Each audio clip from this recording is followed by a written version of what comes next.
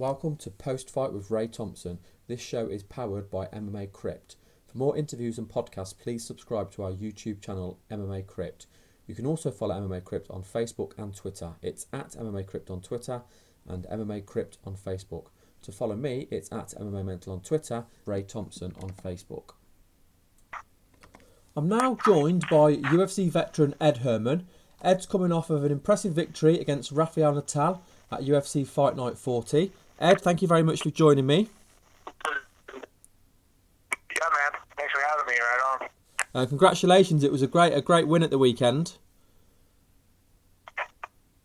Yeah, great, man. Yeah, I was happy to get the W. Let's talk a little bit about your opponent then. How do you feel coming into the fight, and what were your views on Natal as an opponent? You know, I felt really good coming into the fight. I knew he was a tough guy, and that he kind of moves a lot and runs a lot, so I was going to have to chase him down and be patient. You know, it's a difficult fight. He's a little bit faster than me, and but I was happy with the result. Now, we're going to break the fight down a little bit. Now, looking at the start of the fight, round one didn't start too well. What was your thought process when you found yourself on your back so early on in the fight? You know, I was trying to be patient. I probably should have got up sooner, but I didn't want to end up get stuck inside control, like I did against Latest or Shields. I knew that was part of his game plan, possibly, was to just take me down and kind of outpoint me. So I was trying to be patient. I thought I might be able to throw up some submission attempts. I was kind of seeing where he was at and kind of feeling him out. But yeah, I shouldn't have spent 2 minutes on my back. I wasn't good. Now, you ended the first round really well. Did you feel you'd done enough to win the first round? I think so, if you base it on damage, for sure. And effective strikes, things like that. As well as just being the dictator of the pace and chasing him around. He did get that takedown, but he didn't really do much with it.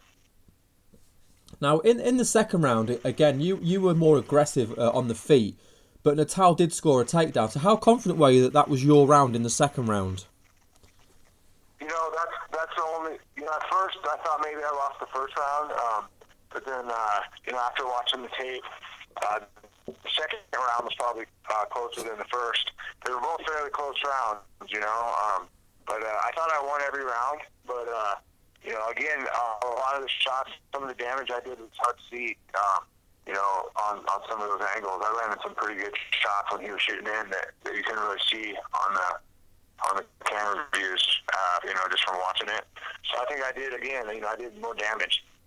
Yeah, I think round 3 was very similar as well. You were always coming forward, you were always striking. So, at the end of the fight then, how confident were you that you were done enough to win that decision? I was nervous because I've lost a lot of close decisions. Or not a lot, but I've lost a couple close decisions. And, that bad feeling kind of came over to me, like, you never want to leave it to the judges. I thought I did enough to win, but I was just scared that, I left it up to the judges and that they might take it away from me. Now, you're obviously going into this fight, you were coming off of a loss. So how nice was it for you to get back into the win column? It's great to get back in the win column, definitely, you can take a little bit of a sigh of relief and not have to be, when you coming off a loss, man, there's a lot of anxiety and just worry about the future. So it's nice to got that win. Now I can go back and work on getting better. I think I broke my hand, so I'm going to be out a little bit longer than suspected, but not too long.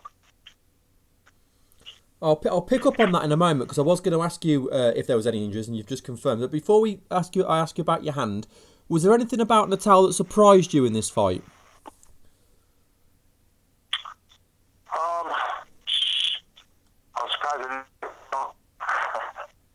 He took some good shots from me. I thought I'd be able to drop him if I made clean contact, and I hit him with some big shots, and I wasn't able to knock him out. So that was, he fought a lot like I thought he was going to. He was going to run around and make me chase him and try to take me down, and I was able to stop most of the takedowns, which was a plan.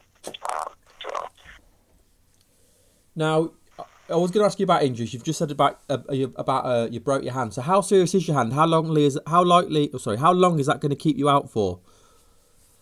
I'm not sure exactly how long, but it's not a real serious break, but enough to where I have to go in and have a couple pins put in it. But the doctor said I could be back training, in 6 weeks. So I'm looking at, end of summer maybe, trying to fight, or fall. Oh, that's not too bad then. Now, I've seen some tweets between you and the Tough Nations winner, Elias Theodoro. How did that come about, and is that who you would like to fight next? I don't know how that came about. He was running his mouth on Twitter after my fight, saying something, and I responded, and it kind of blew up from there. I don't even know who he is. I have to look at his tape. I have no idea who he is. Obviously, is that a fight you're interested in then?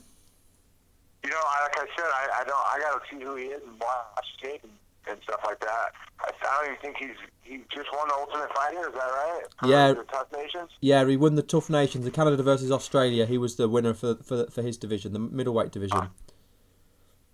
Well, we'll see. Are you Australian? No, I'm English. You're English. Okay, sorry. It's hard to tell on the phone. That's fine.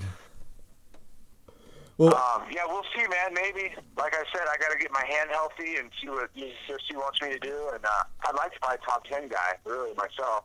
So, some of these young guys can call me out if they want, but they got to earn their keep. You know what I mean? I feel like I'm right there knocking at the top 15 at least, so someone's got to give me a shot. Well, congratulations on your win, Ed, and thank you very much for giving me your time today.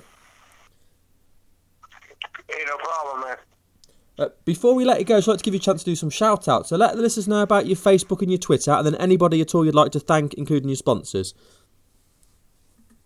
For sure, CC Mouth Guards and Artery Management. A lot of companies helping me out. Garden of Life, they're a great supplement company. They've been taking care of a lot of the fighters, even though they're not allowed to be in the UFC. They still take care of us really well. So they're a great company. Everybody who backs me up, of course, all the fans who've been, rooting for me for the last 9 years in the UFC, and it's been a long trip. It's been a good one though. I've had a lot of support through the ups and downs of my career. So, obviously check out my Twitter, Ed Herman UFC, and my Facebook page, please, Ed Short-Fuse Herman. Yeah, right on. Well, I hope your hand heals up, Ed, and I can't wait to see you step back into that cage.